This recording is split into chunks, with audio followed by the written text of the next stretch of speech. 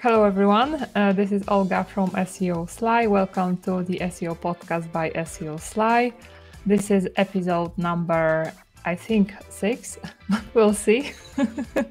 Anyway, today I'm having a very special guest. This is Garrett Sussman from iPullRank. I've been following Garrett for, I think, 2 or 3 years, almost 3 years now. I think at least since the pandemic. So, Garrett, hi. I'm very happy to have you here. Olga, also mutual fandom here because I've thoroughly enjoyed all the content you epic content you put out. You are such a great kind of contributor to our community. So thank you for having me on. This is awesome. Yeah, thanks.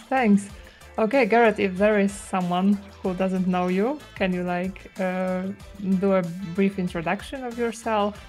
Or Yes. I think everyone knows you, but in case someone doesn't.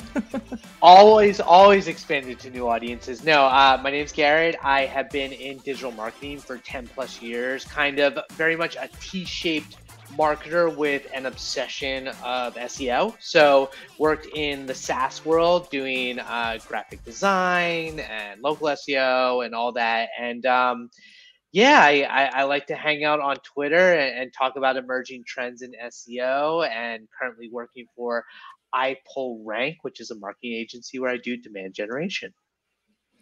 Okay, can you tell me more about your role? Because I think you are demand generation manager. What does Yes. this position entail? I'm very curious.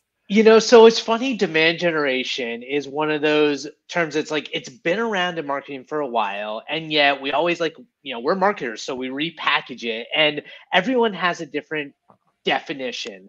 The way I think about demand generation at iPullRank is really kind of top of funnel content, really bringing awareness to, in my case, the world of SEO and content marketing and content strategy, what our agency does. And so kind of getting this word out there, getting the topic out there so people are aware of the value that SEO brings to their business, and then ultimately nurturing them down the funnel. Despite my title being demand generation, I also do lead generation, ultimately Uh-huh. full funnel, getting people to become clients of iPullRank. Uh-huh. Okay. Thanks for the definition. And you mentioned something about that you're being active on Twitter. Are you moving to this new platform as well? I think so many people are moving there. I haven't created an account there yet. So transparently, Twitter is my favorite social media platform. Like, I am on LinkedIn and some of the other ones out there. I maybe put one TikTok video out there. And I can't mess around with TikTok. But so with Elon Musk purchasing Twitter, it has been a dumpster fire, I think is the correct term, of just the moderation, and the future of the platform seems in disarray. And yet, like Facebook, when Facebook had their whole data, breach, and Yeah.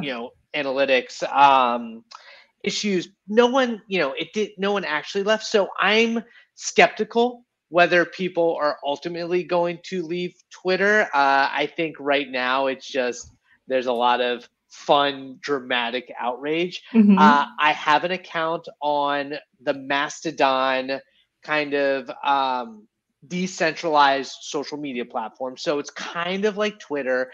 J.R. Oakes of Locomotive put together a really great SEO community server where a lot of it, and John Henshaw of Coy Wolf is actually developing the community there as well, trying to connect everyone. I'm trying it out. It's always good to be an early adopter. I don't know. How about you? What do you think of it? So I to be honest, I like Twitter regardless of what's happening, because I find it valuable and I like to interact with other SEOs there. But I noticed this trend, so then I realized that probably I have to create an account there as well. I created one, but to be honest, I dropped because I was unable. I was doing it on my phone, because I was unable to find the server for SEO, and I was too impatient and I dropped. So probably I have to try it again, or I was doing something wrong.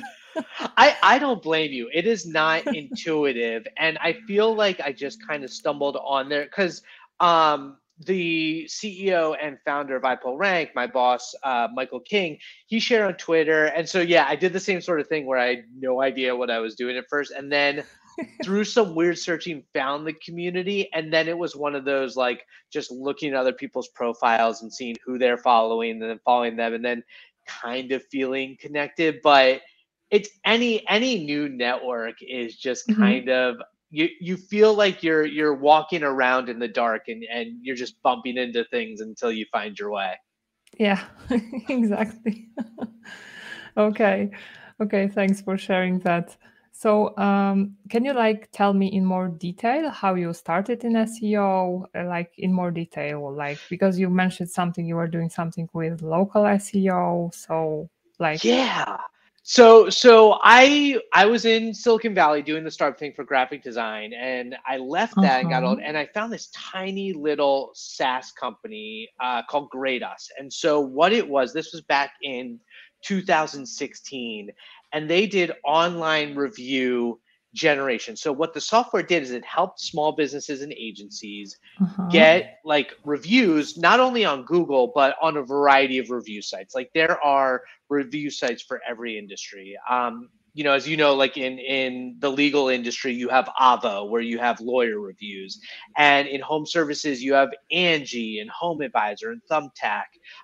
Hotels, hospitality, you have TripAdvisor, you have Yelp, and so with Google reviews, I started like kind of the angle of this SaaS software in the way that we were marketing it is that not only are online reviews important for your business, but they actually help you rank for local queries. When someone's searching for near me, you're more likely to show up in the local pack if you have a bunch of positive new reviews.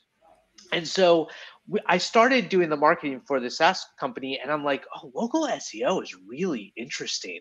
It's very hard because you're very much tied to the proximity of the searcher. So, like, if someone's searching for a local business on their phone, the results are very much going to be based on literally physically where they are. But there are these other factors that can make you show up higher, reviews being one of them. And so from there, I started getting interested in the fact that how SEO works on Google in general beyond local, because a lot of SEOs don't understand or don't know that like local is a very different sort of strategy than general SEO or e-commerce SEO. And so, to your point, when we kind of discovered each other in the pandemic, I started doing a podcast where I started interviewing people in other aspects of SEO. So I started learning about technical SEO and semantic SEO and international SEO, and the whole thing was just fascinating. And so that was ended up connecting with Mike there, and next thing you know, I'm working for one of the top technical SEO agencies and just learning from the inside. yeah, I think I've listened to all of those podcast episodes. Yeah. There's so many, and that's the other thing is the community is great. Like there's so many smart people who have been doing this for a long time, and SEO is that type of industry because it's always changing that you can get in at any point. Like you can't be too late to SEO because what was working 10, 15 years ago isn't the same today. It's completely different. Yeah, exactly. Yeah, okay. And can you like tell me now what's your specialty within SEO? This is like, of course, demand generation, but if you were to name like the area of SEO that you think you are the best at, that you have the most experience, you are the most interested in, then what would it be? Well, so the most experience is definitely still local. However, I'm becoming more interested, and from the demand generation and bringing awareness is around technical SEO and some of the emerging trends, specifically like entity SEO. I think is fascinating. Using structured data as we kind of navigate, new algorithms like that are impacting the way that search works, paying attention to what's happening with e-commerce, because if you saw search on, which is Google's annual kind of little preview heads up of what's coming on with Google search, they're releasing a ton of e-commerce features to make the SERPs better when it comes to selling products, because historically, like, Google hasn't been that great at it. And I think especially with, Black Friday and the holiday season around the corner, and people, looking to spend a lot of money uh, on e-commerce, on products, using Google search, it feels like something that they want to get right. So just paying attention to the emerging trends, and then preaching the gospel to everyone else, the value of SEO. Okay. And can you tell me more about iPullRank? I know about iPullRank, but like, what exactly? So this is a technical SEO agency. Like, how do you work? How big is Yeah. this agency? I hope I will have Mike one day here as well. I will totally get him on here for you. But That's iPullRank, awesome. it's fun. I mean, it is a boutique agency, so we are small but mighty. While I'd say technical SEO is kind of our specialty, we've been around for 8 years.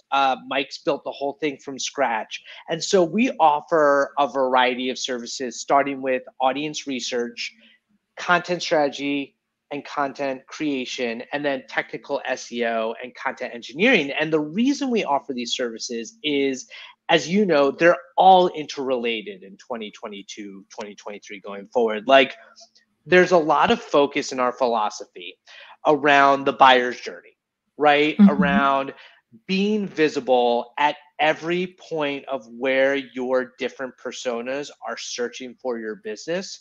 So, for instance, if you are, a law firm, or, in our case, we work with a lot of enterprises. Like, if you're a law firm and you have something come up, some legal case that you need to find information about, you're going to go online and you're going to search about, you're just becoming aware of the problem. So you're going to search for that problem, and you're going to learn more about it and learn about different solutions. You go a little further down the funnel where you become familiar with your different, maybe local law firm options. You're reading about, are they experts in what you need them for? Then you go a little further down and you're choosing your law firm. So you're going down that funnel to ultimately making a decision. So the way that audience research comes into play is understanding what your potential buyers are looking for, then being able to appear in search for those relevant search terms, for those queries. And then as they get more and more branded in their search and realizing that you're a solution, appearing all the way up and down the funnel. So from that sense, audience research is tied to your content strategy. And then ultimately being able to show up is a big thing. You need to have your technical SEO tight. You can't have too many errors. It needs to be a fast website. Yeah. You can't have a bad user experience. So that aspect of it. And then the one other thing I'd say specifically about iPullRank is we tend to work with, like, Fortune 100s, Fortune 500s, big enterprises with millions of different pages, which is a different problem than, like, your local SEO, like mom and pop, that has a website with maybe, 6 to 10 to 100 pages. Like, when you start working with an e-commerce site with thousands of different products and variations and category pages and complicated taxonomies, the technical SEO of it all becomes very complicated, and you have to start worrying about things like crawl budget, and render budget, and ways that your JavaScript is messing with Googlebot. Yeah. So that's kind of big picture. That enterprise level is where technical SEO is pretty critical. Okay. And like, how many people are there at iPullRank? I think we're almost at 20 at this point. We've been doing a Uh-huh. lot of hiring recently. It's one of those weird times where it's like, despite being in this, like, economic uncertainty of a potential recession, like in the US and globally, people are slashing their marketing budgets, and yet businesses understand that SEO has been more important than ever, because Yeah, it's such an exactly. important, yeah, it's a long-term play. That's one of the demand generation campaigns and kind of themes that we've been preaching, is like, despite the economic uncertainty, and despite people cutting their budgets, now is the worst time than ever to actually cut your SEO budget. The same was during the pandemic. Like all the businesses that pulled back when the pandemic happened out of fear had their competitors completely leapfrog them, because the competitors we know SEO is not the type of thing that you can like do once and then you're good. It's ongoing. You always need to be improving your content, creating more content, building your relationships and your links. Like, yeah, exactly. Okay. And now I have a question, because I think an important part of your job is to create videos, to create those recaps of SEO news, which I absolutely love watching. Can you tell me, like, and you also do interviews? I was honored to be one of those interviews. Yes, I wonder who's going to come up first, your episode or my episode, because you are coming. See. So can you tell me more about your process of how you like, let's start with SEO news. How do you do that? How long does it take you? Because I hope I will be able to learn something from you, because I am a complete newbie in that respect when it comes to doing podcasting video.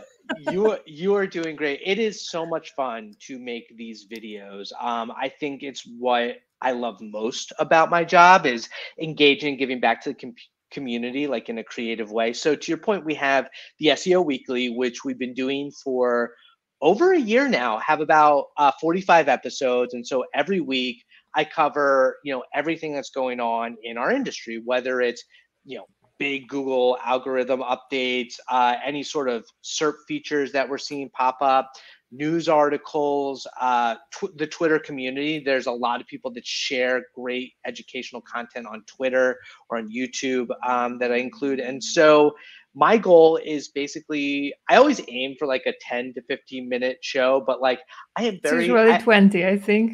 I like to talk. You know how it is. It's like once you get on a roll, you there's so much to cover.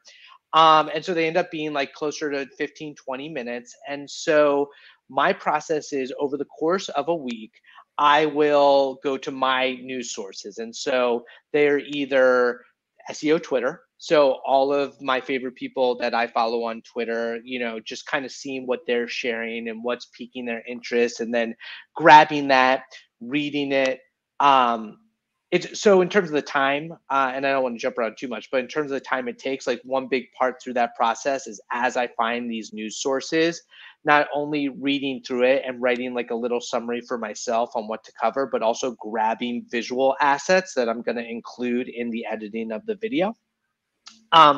So I'll go to SEO Twitter. I'll go to various like SEO news publications like Barry Schwartz, who does Search Engine Roundtable and writes for, Search Engine Land and even Search Engine Journal sometimes. Like he's a go-to news source of like everything that's happening. So anything that comes out from Barry, I will try to cover. Although he covers way too much. He gets very granular. I want to keep a little higher level.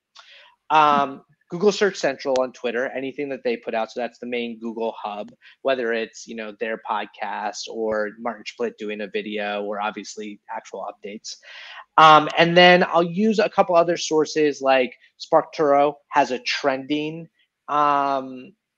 page, which is super helpful. It tends to be more SEO because what it is anyone who's connected their Twitter to their trending page and share something, it kind of has a ranking there. So you'll see the top stories, on SEO will bubble up there. There used to be a site, but it's down. I probably shouldn't come up as SEO Tweets was good for showing SEO content. And then TLDR Marketing with Joe, George, basically some of his content gets surfaced and I'll pull from that, and just all my favorite SEOs. And so what will happen is I'll see those articles over the course of the week. On Thursday, I'll put together all the like assets that I have that visually that tell the story effectively.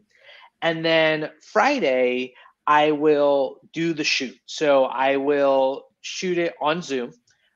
Just keep it simple. I do have like a microphone that I bought for my podcast way back a couple of years ago. It's like a Samsung SU something. And so I'll do it on Zoom.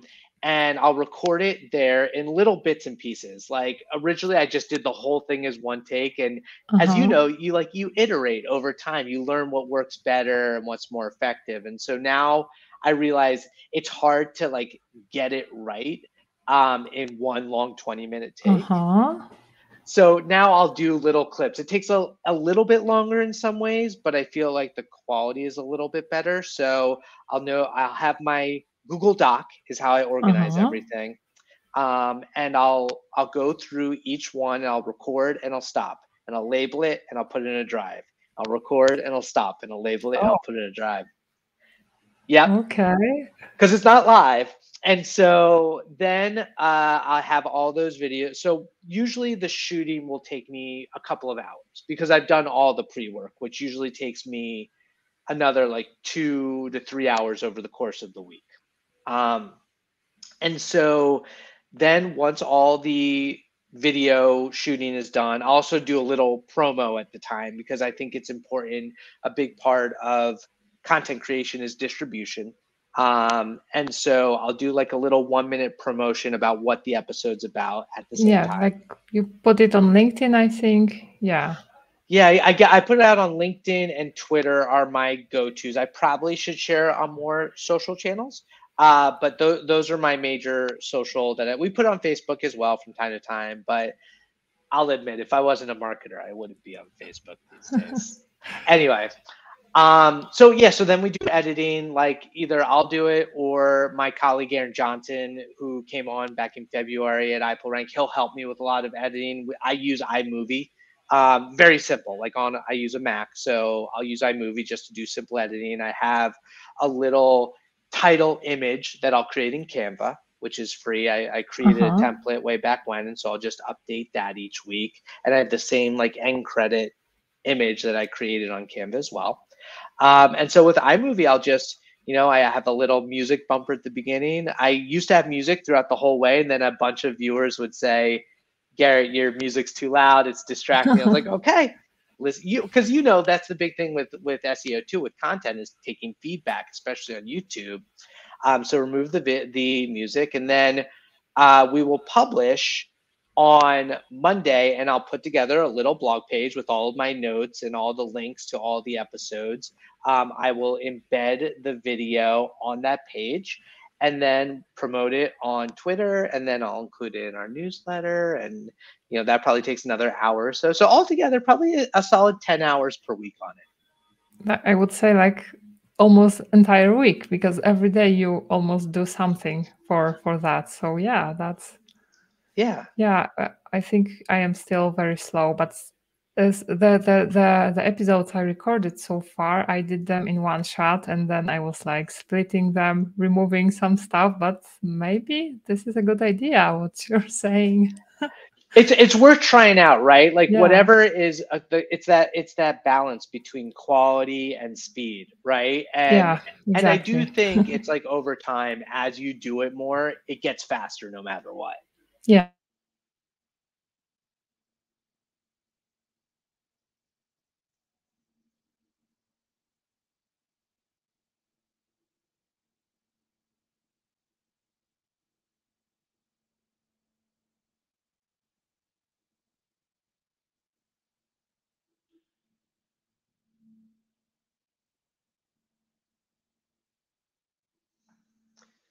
I think I lost Olga. No worries though. I'll hang out. This may or may not be edited, but Garrett Sussman taking over the SEO Slide podcast, unless I'm the one who's frozen and then living in a world where it's just confusion.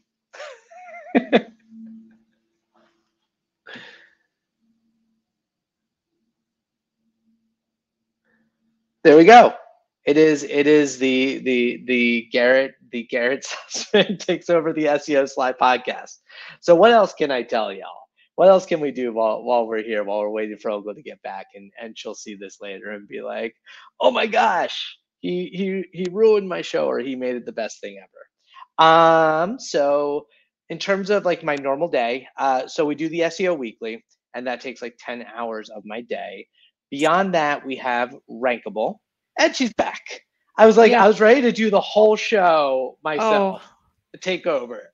It's nice that I think it hasn't stopped recording, but No. it looks like my internet crashed. Well, I'm glad you're back. I assume Well, that running because my show. Thank you.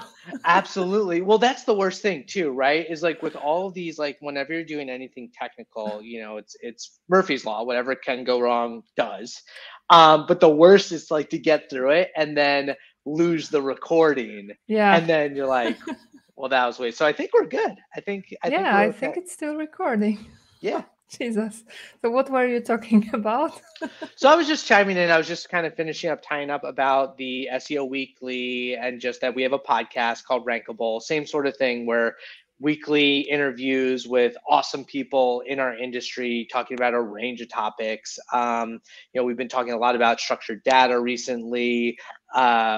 Episode coming out with Tori Gray probably came out since this. We were talking about using consumer data for things beyond SEO. So I like marrying SEO to other aspects of marketing too, like PPC and social. So Yeah, I think you also had an interesting one about Black Friday kind of tips, tactics, I think. Yeah, if I remember correctly.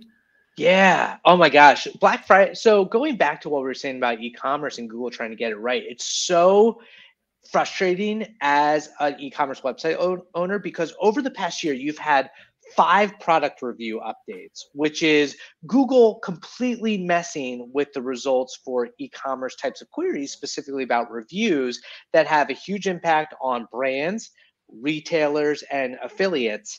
And so, you don't know if what you're doing, they're giving guidelines, but you don't know if what you're doing is right and could be Yeah. impacted.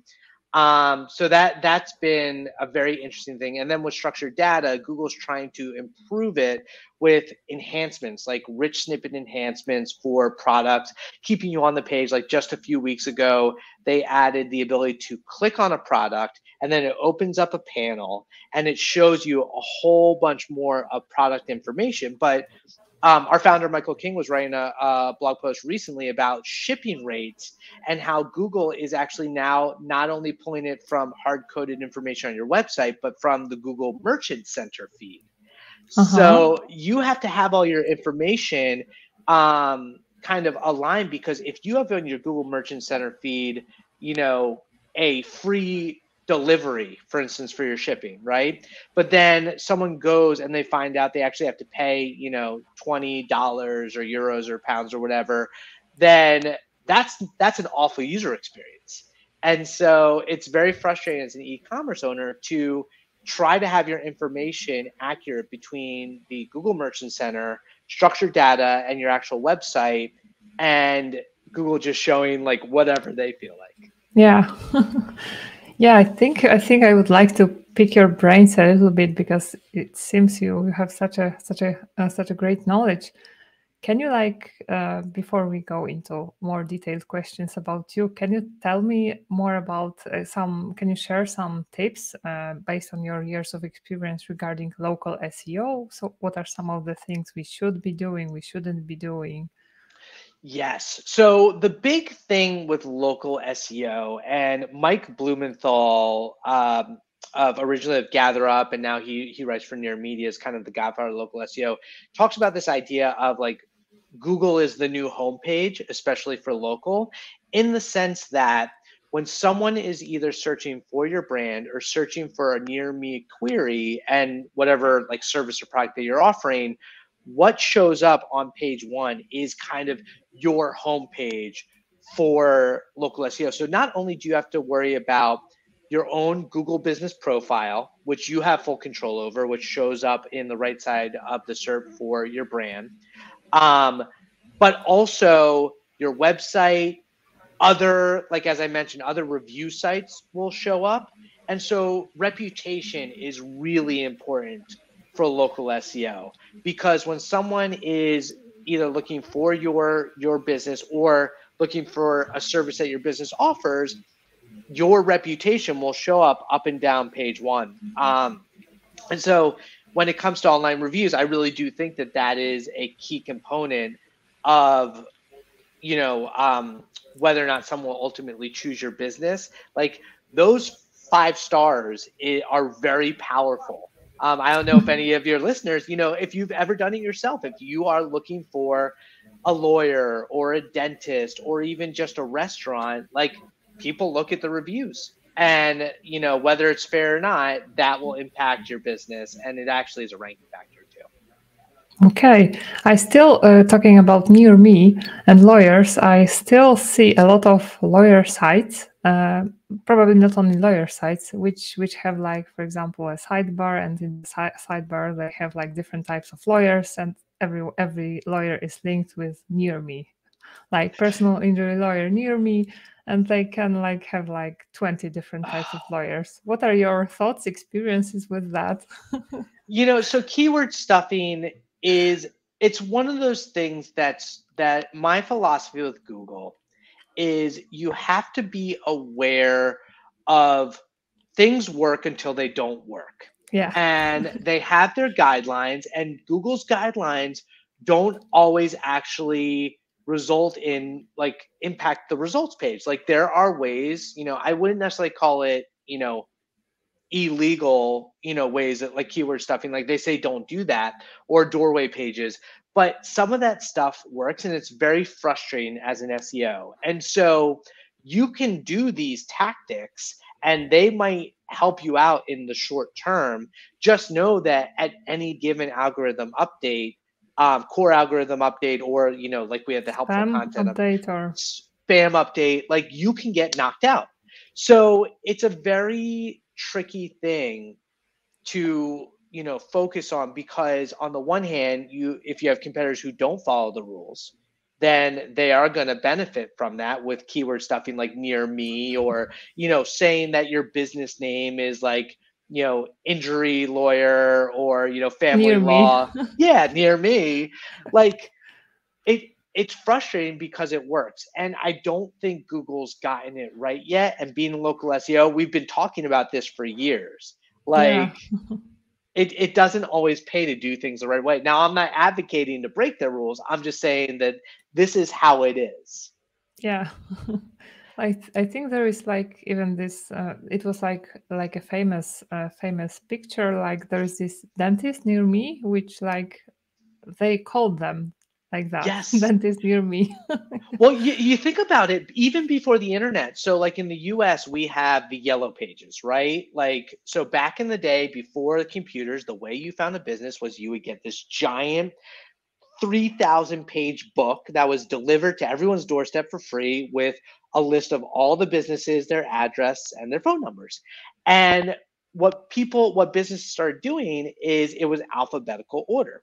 So businesses in the US started actually calling their businesses AAA, triple A, and then whatever they did, so they would show up first in the yellow pages. Same thing with digital. It's like if you, to that dentist near me, if you realize that people are searching for dentist near me and that's what's showing up, and you call your business that, you're going to get more business. It's ridiculous. Yeah. That was funny. And can you also share a few tips or mistakes regarding enterprise SEO? I think enterprise and e-commerce SEO, I think you have a lot to say. Yes. So with enterprise e-commerce, I think that the biggest challenge with enterprises a lot of times isn't necessarily doing new cutting edge ways of SEO. I think, and sometimes it's not even SEO best practices, it's the politics and the bureaucracy of working in an organization where you have to get sign off from a bunch of different stakeholders internally in order to get projects executed and accomplished. So some of the times the biggest challenges in enterprise SEO is being in the meetings and showing the value of what you potentially could be doing to get approvals and getting budget and getting resources, and then actually getting them done. So like, for instance, like a big thing with our agency is like, we actually have like in addition to technical SEO audits and roadmaps, we have implementation plans of saying, Mm-hmm. okay, like this is what you need to get done first in priority, and this is what you need to get second, and this is the low hanging fruit. But a lot of them do need to work on fundamentals, which we mentioned structured data. Making sure that all their templates have the appropriate information, the appropriate structured data for all their individual products, having their internal links, especially when you have a massive site and you take advantage of linking, building out the taxonomy and the site architecture so Google understands the website really effectively. And that's things that our teams work on is building those out so that it's very clear, your category pages, the content on those, and testing. Yeah, and regarding implementation, does your agency also do the implementation, or you just like recommend doing something and then you check, or it depends on the client? If it wouldn't be an SEO podcast if I didn't say it depends, right? Like it depends. I mean, there are service offerings that, a lot of people will start with the audits, then they'll look for the recommendation, the plans, and that's where a lot of the expertise comes. And then for the execution, the thing is with the enterprises is a lot of them have strong in-house teams Yeah. already. The wonderful thing with SEO is, any SEO expert who tells you that they know everything is full of it.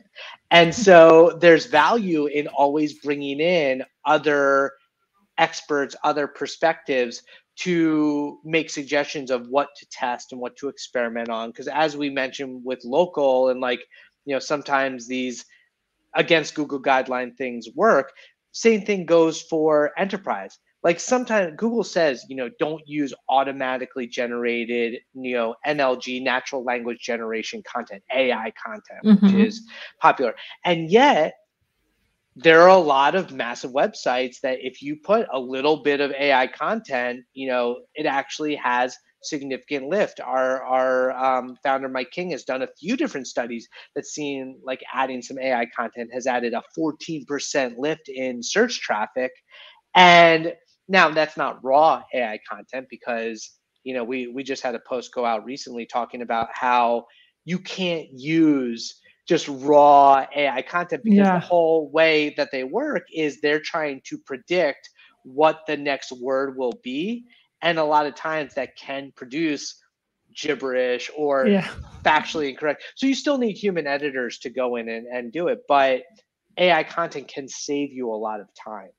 Yeah, definitely. I've been playing a little bit with that, but still, I am at this point that it takes me less time if I write the entire article because I Right? tried, but then it was like writing and proofreading and combining it. So I can imagine. So I feel like if you are writing an article for something that you're already familiar with, it makes way more sense to just do it yourself.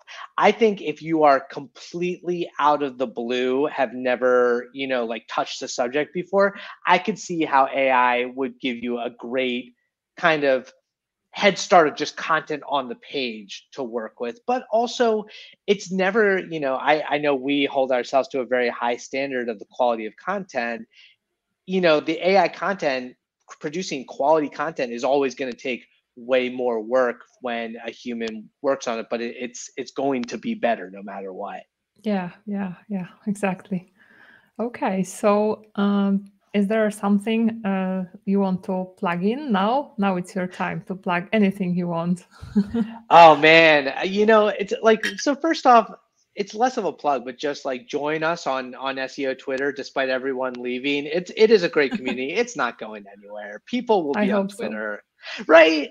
So definitely find all of us, find Olga, find myself on Twitter and hang out and chat. I know you use LinkedIn a lot, but in terms of what we've produced recently, as I mentioned, there is, whether or not there's actually a recession going on, there is economic uncertainty globally in the US.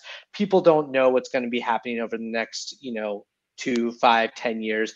And so we wanted to, shout from the rooftops the importance of still doubling down on SEO and investing in SEO despite people cutting their marketing budgets, your competitors cutting your marketing budgets, seeing maybe a little less revenue coming in from clients and customers as they pull back. It's still important. So we put out it's a 40-page ebook about emerging strategies, a playbook, what you should be doing in SEO despite a recession. Yeah, it just came out. So, and that's free. So I'll give you the link that you can include. Yeah, please do, because I want to read that. Definitely. Heck yeah, we just started promoting it, so it's not like it's been out. So yeah, I'm excited to get that. I think I've missed that, but yeah, thanks for sharing. Absolutely. Okay, so now I want to ask you a few questions like about yourself. What does your day look like from start to finish? Like, is every day the same, or like how do you balance work and life, or maybe it's like one thing? Oh man, so one thing I'll say is at the agency, and one of the reasons I chose to work with Mike is I love the work-life balance. It's incredibly supportive. I had my first child, a daughter, back in February, and she's I remember. Yeah, she's my world. She's 9 months old, but like it's been great in terms of getting my work done and working normally a 9 to 5, but somewhat asynchronously. Like if I need to work later in the day or on the weekend and take some time during the day, I can do that. But my day to day, being a marketer, a kind of generalist marketer, despite our focus on SEO, I'm doing everything, right? So content creation, content strategy. So one day I might be, planning out the next quarter of blog posts we want to do, planning out, for our podcast that we do weekly, finding guests, reaching out to them, doing the SEO weekly over the course of the week, writing our newsletter, which we do bi-weekly, contributing with my our senior digital marketing specialist, Aaron, on social media. Doing video content, putting together some ads, we don't do a ton of advertising, but I think it's important to have that balance there. And then working on some bigger projects. Like we are actually building our own rank tracking software. Yeah, this is, Tell me about it. Yeah, it's fun. So it's called Exact Science. We're still just in early stages of getting beta testers, but our director of SEO engineering, John Murch, has been working on this for a while. And the thing that is very interesting about it is it focuses a lot on doing rank tracking at scale, focusing on pixels. So how the way we used to do, like rank tracking is broken, right? Like for the past 10, 15 years, we focus on those 10 blue organic links of like, are you ranking, number 3 organically, which is different. But where are you on the page, right? Yeah, you might have advertisements, you might have people also asks, you might have a featured snippet, all different types of rich snippet enhancements. And so just ranking yourself 1 to 10 based on the organic links, like if you go and look at the query mortgage calculator right now, or lollipop, the first organic link is below the fold. And so I think that the goal of this software is actually to help surface the value of where you're ranking from a pixel standpoint. And also, mobile versus desktop is a completely different experience. Yeah. So we've been working on that. There's share of voice aspect. The other big thing is because we work with enterprises, you might own 5 different domains, and there aren't a lot of rank trackers that effectively show how you're doing across all 5 domains. So imagine, this isn't a client of ours, but like imagine you're like Gap and you own Gap and Banana Republic and all these clothing companies that are competitors, and you want to actually, as an executive, look and see how you're doing effectively without just calling them competitors. That's another like key feature of this software that we're focusing on. So it's cool. Wow. So yeah, I would like to test that. So heck yeah, we'll sign you up as a beta tester. I would like to, sure. Yeah. Because I still haven't found like the rank tracker, like the one I kind of love like totally. Well, it's hard, right? Because like we need to think about reporting differently, whether you're working with clients or working on your own business. Like to some extent, just using like as opposed to absolute values, just using the base of the 1 through 10 isn't really communicating the value and reporting that Yeah. we think it is. Yeah, I prefer reporting on traffic, but still Right. knowing how much real estate I have with that position is kind of something I would like to be tracking better and more.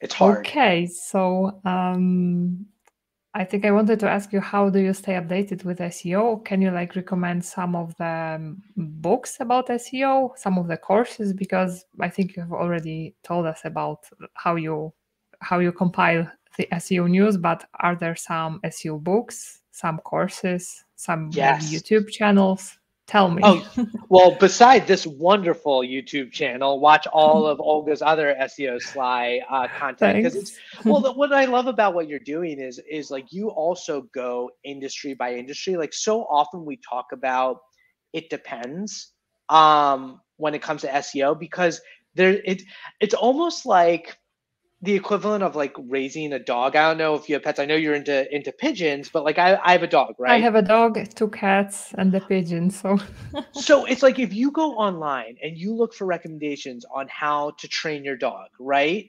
If you live in a city versus the country, if you have a big dog versus a small dog, if you have a high-strung dog versus a laid-back dog, like training that dog, the blanket advice doesn't work for every single dog. And so when like I have a mini golden doodle, if I find an article that's like here's how to deal with separation anxiety for a mini golden doodle when you work remotely at home, that's what I need to actually figure it out because it's not going to work for a chihuahua or yeah, a mastiff. So I think about that with SEO, with learning it, is when you find industry specific content like you have, that's going to be incredibly helpful. Beyond that, the classics are Aleda Solis's learningseo.io is an incredible website that covers a ton of different stuff. For technical SEO beyond our own blog, Content King app has a great technical SEO library that yeah, they've built. Ahrefs, SEMrush, and then the Moz, especially if you're a beginner, their beginner's guide to SEO is incredible for Moz. And then in terms of other YouTube content, I really enjoy watching the Ahrefs video yeah. YouTube channel is fantastic. So, but there's so much great content out there. Wix is doing actually a great job right Yeah, now. yes, with Wix Learning Hub, I think, yeah, they're like now putting this together. Yeah. So Yeah, there's so much good stuff out there. yeah. And so, yeah, I wish there was like more hours in a day, like 100 every day. Well, I mean, it's fun. It's why we do like the news roundups or you produce all this content. It's like for us, SEO is fun. It's fascinating. For a lot of people, it's boring. They don't even ever think about how Yeah, people search or how Google search works or anything like that. But it's just always changing, always updating. And yet the fundamentals remain like the yeah, fundamentals of good content, helpful content that's easy and accessible is always going to be the best way to do things. yeah, exactly. So, can you tell me what do you think is the area of SEO that you think we are not like paying enough attention to? I guess we have probably maybe touched upon that a little bit, but if you were to name the area for Yeah. 2023. Well, it depends. But Yeah. I would say generally speaking, going forward, I am a fan of semantic SEO and entity SEO and structured data. Basically, and not only that, just multiple mediums. So if you look at the multi-unified modal algorithm update that tries to provide more context and the way that Google is refining queries. There's an interesting study on SEMrush recently, a zero-click study about, Yeah. the one I'm talking about. Yeah. I believe Marcus Tober, I think, wrote it. Yeah, Anyway, yeah, I think so. So basically it talks about the idea of, how many people are clicking and finding what they're looking for versus going back to Google and refining their search versus not clicking anything. And Google is, with and some of the other algorithm updates, are trying to refine your query for you. They'll either tell you to broaden the search or they'll make more suggestions. And so I think getting specific in content and continue to build topic authority by, building out all sorts of content that covers everything within your specific content. And then using semantic SEO and markup and entity SEO to let Google know that, like, you are an authority in this topic and you have relationships between all of these different relevant sites, is kind of the way you need to think about SEO going forward. One other person I'll mention is Cindy Crum. She talked about this whole idea of entity first SEO. We used to be focused on mobile Keywords. first. Yeah, keywords and mobile. No, both of them, to your point. It's like just like going for a specific keyword and making sure that you show up on mobile. It's becoming more complicated and simpler at the same time, right? Yeah. Like, Google understands more, but you don't just have to feed it exactly the keywords. You can establish yourself as an authority for a topic as an entity, and Google will, in the future, near future, surface your content more effectively and more frequently than someone who has never written about a specific topic before, but they're just very keyword specific and they do it once. Yeah. Great advice. Yeah, and a lot of people who are just starting out in SEO, they reach out to me and they ask me, like, what should I do? What's my first step? What would your advice be? Like, what are the tips for someone who is just starting out? What do you think? Oh man, what's the phrase? Progress, not perfect. Like, get content out the door, right? Because Google can only crawl and index what exists. So in terms of, like, if you're starting literally from scratch, get your basics in a row, understand your topic and start to write about it, and create content that's going to be helpful know who you're speaking to. Like, who do you want to find you, and do your research on what they're looking for, and then give them that content. Then, as obviously, you'll start to improve the content, improve the technical aspects, but don't overthink it. Just get stuff out there to start. Yeah, okay, thanks. And how about some advanced tip? Can you share some of your SEO secrets? Yeah, well, the other thing that I think is really important is internal linking. So it's funny, I've done my podcast, and whenever I interview someone and I feel the same way, I ask them their tip, every single person says internal linking. Yeah. Use the links between the relevant topics of content on your website so Google can understand, in a very effective way, what it is your site's about. It can traverse it by these internal links. And not only are you helping Google and the search engines, you're also helping users, right? Like, by providing clear, relevant links to the people who are reading your website, you're sending them in the direction that will be most helpful for them, and then ultimately help them trust and become customers of your business. Yeah, exactly. And now, who would you like to give a shout out to? Who do you think we should be following? Oh my gosh, this is always the most unfair question ever, because I know. 50 million. So besides yourself, I would say Michael King is my founder, and he's always dropping technical SEO insights. He doesn't mess around. He tells it like it is. Aleda Solis is brilliant when it comes to, and one of the most helpful people in the community, is always sharing and providing great content. She has an excellent newsletter. Cindy Crum, who I mentioned, Mobile Moxie, she's on the forefront. I'm gonna forget 50 million people. Morty Oberstein, who was at SEMrush and now he's at Wix doing incredible things, and Crystal Carter. Those two are hilarious. Lydia Infante at Sanity. And of course, I'm missing like 50 million people, Yeah. but those are the tops that I can think of. Oh, Christina Vassar of Media Sesh is another fantastic follow. Okay. I will link. I will put links to those people in the show notes. And okay, Garrett. So where can people find you on Twitter, and where was the Yes. best place to connect with you? You can find me on LinkedIn, but honestly, I engage on Twitter. So it's just at Garrett Sussman on Twitter, 2 R's, 2 T's, and a whole bunch of S's. But I'm sure you'll have the Yeah, link in I've the noticed. show. Yeah. But that's where I hang out. I love just interacting on Twitter with SEO. Okay, so Twitter and iPullRank on YouTube, right? And you Yes, have yes. and the podcast, yeah. So I will put links to everything. I know there's too many links. That's what Too happens. many. You put so much content. You're starting up a podcast after doing all these video episodes, and you've got your blog, and you've got your newsletter, and like, Yeah, and it's becoming like too much, but I hope but I will be it's able fun. to keep up. Yeah. So Garrett, thank you so much for taking time, and thanks for like keeping the show alive while I was disconnected. You have to see all the horrible things that I said for the 5 minutes that you just said. No, if you need to edit it, I I will understand. see in the recording. Yeah. Okay, so thank you. It was a great honor to have you here, and yeah, until next time.